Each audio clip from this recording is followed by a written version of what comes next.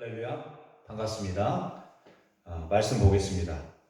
오늘은 잠언 12장 15절 말씀입니다. 같이 한번 읽겠습니다. 시작. 미련한 자는 자기 행위를 바른 줄로 여기나 지혜로운 자는 권고를 듣느니라. 아멘.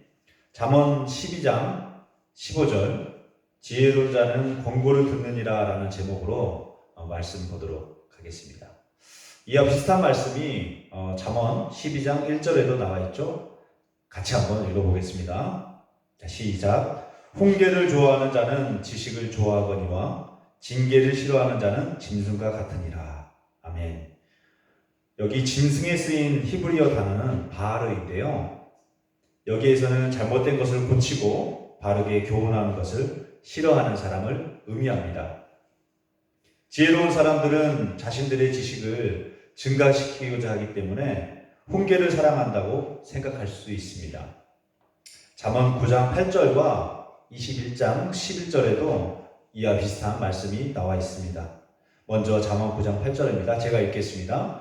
지혜 있는 자에게 교훈을 더하라. 그가 더욱 지혜를 줄 것이요 의로운 사람을 가르치라.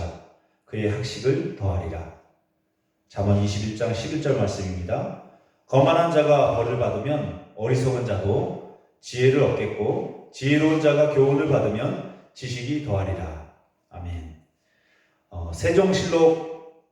세종대왕 실록에 등장하는 아주 독특한 인물이 있습니다. 세종시대에 대사원을 지냈던 고약해라는 사람인데요. 민간어원 학설에 의하면 흔히 사용하는 그 사람 참 고약해라는 문장에 등장하는 바로 그 사람입니다. 저는 이 고약해가 사람 이름인 줄 솔직히 몰랐습니다. 여러분 알고 계셨나요? 소설가 이문영 씨가 연재한 초록불의 역사 인물 이야기에 보면 고약해에 대한 흥미로운 일화가 많이 나옵니다. 세종대왕은 격구, 즉 말을 타고 하는 공놀이를 말하죠. 이 격구를 아주 세종대왕은 좋아했는데요. 한 번은 고약해가 격구를 폐지해야 된다고 세종대왕에게 고한 적이 있었습니다. 격구는 군사훈련에 도움이 되지 않는 놀이에 불과하니 왕이 그런 놀이에 빠지면 안 된다는 얘기였습니다. 세종대왕은 그의 주장에 못마땅해 들어주지 않았고 고약해는 시시때때로 격구를 폐지할 것을 주장했다고 전해집니다. 처음 가능한 것이 세종 7년이었는데요. 5년 후인 세종 12년에도 고약해가 격구 폐지 발언을 지속적으로 했습니다. 전해지는 또 하나의 이야기는 당시 불교를 숭배하던 왕실에 대한 지적입니다. 불교 행사를 놓고 밀랍으로 만든 초를 사용하느냐로 논쟁을 할 때 고약해가 대뜸 이렇게 말했다고 합니다. 불교는 성인, 즉 공자의 법이 아니니 없애야 합니다. 어찌해서 밀랍이니 기름이니 하는 것을 논의하십니까? 세종이 선대적으로부터 내려온 것이라며 주저할 때 고약해는 물러서지 않고 이렇게 답했다고 합니다. 옳은 도리가 아니면 빨리 고쳐야 하는 것입니다. 아무리 옳은 일이지만 세종대왕의 마음을 알아주지 않고 심기를 건드린 직원을 곱게 보았을 리가 없습니다. 그러나 이런 고약해를 세종대왕은 대사원을 거쳐 형조 참판의 자리에까지 등용합니다.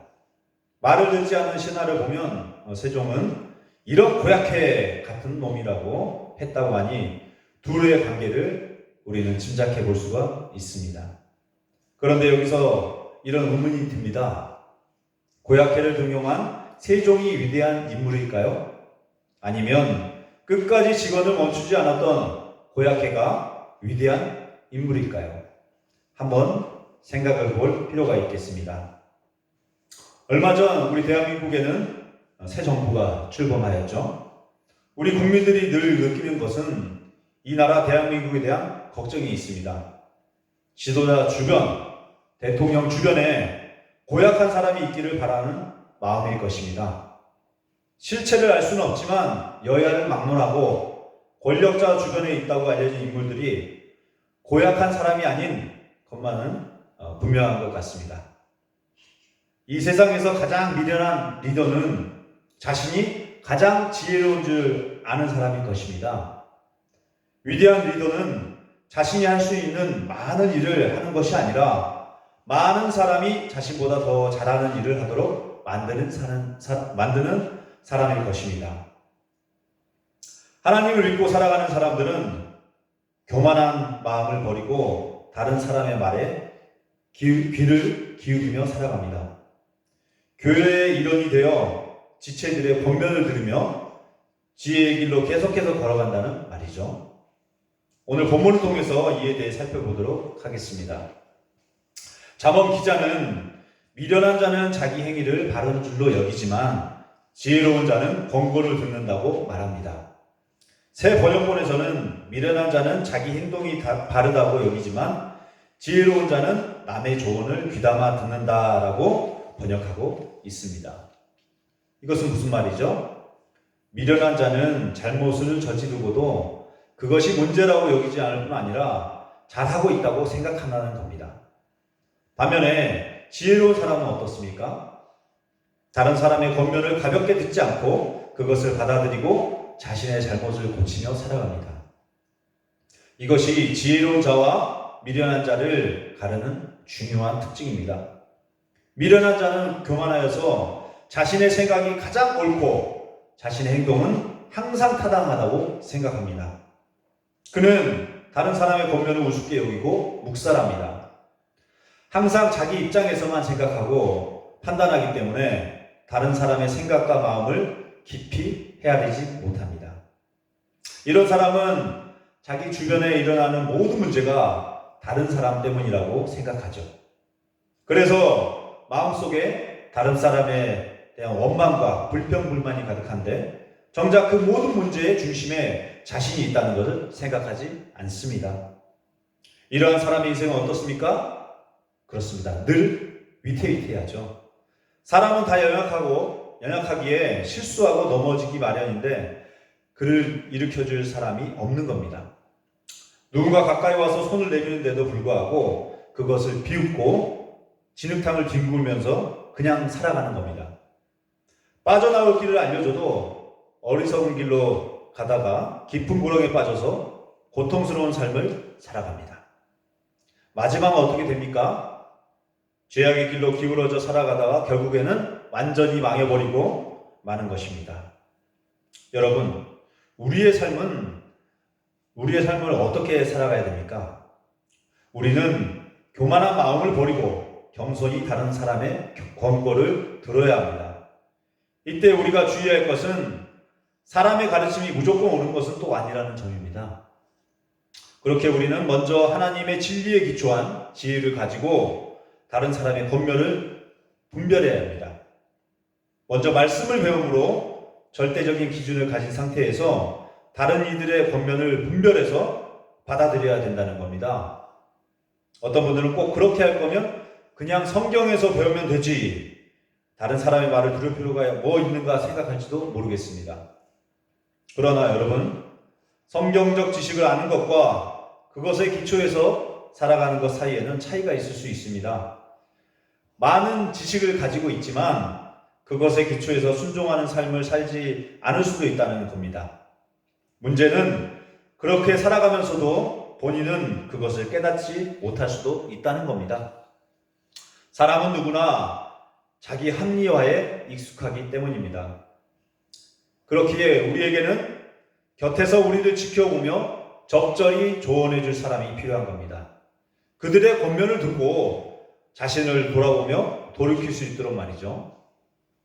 사랑하는 성도 여러분, 우리는 진리의 기초에서 이웃들의 도움이 절실히 필요한 겁니다. 진짜 친구는 친구가 잘못된 길로 가지 않도록 책망할 수 있어야 합니다. 가족은 잘못된 선택을 하지 않도록 쓴소리를 마다하지 않죠. 이런 참된 친구요, 참된 가족이 있으니 그게 누굴까요? 바로 교회입니다. 교회야말로 우리의 눈치를 보지 않고 기꺼이 쓴소리를 해줄 수 있는 참된 친구요, 참된 가족이 되는 겁니다.